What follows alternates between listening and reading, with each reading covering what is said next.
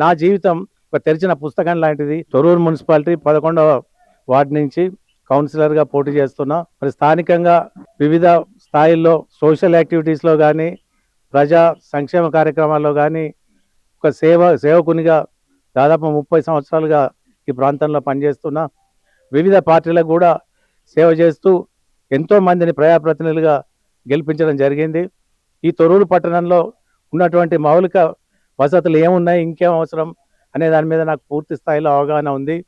కాబట్టి ఇప్పుడు జనరల్ అయింది కనుక నేనే ప్రజాప్రతినిధిగా నిలబడడానికి నిర్ణయించుకొని రంగంలోకి దిగడం జరిగింది. ఈ సందర్భంగా గడప గడపకు వెళ్తే అందరూ కూడా సాదరంగా ఆహ్వానిస్తూ నన్ను ప్రోత్సహిస్తున్నారు.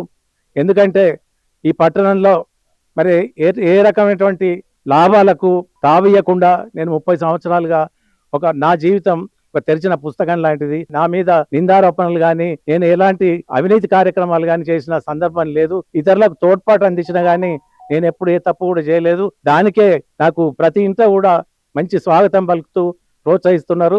నేను ఇప్పుడు వచ్చింది కూడా ప్రజాప్రతినిధిగా ఉండి ప్రజలకు సేవ చేయాలి అనే లక్ష్యంతోటే వచ్చిన. ఒకటే సేవే లక్ష్యంగా, మరి అభివృద్ధి మార్గంగా నేను ముందుకు పోతా.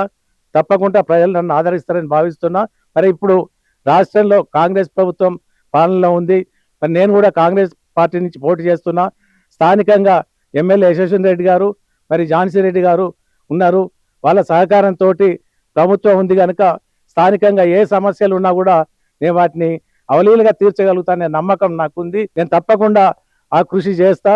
అందరికీ సంతృప్తి పడే విధంగా నేను పనులు చేసి పెడతానే నమ్మకం ఉంది.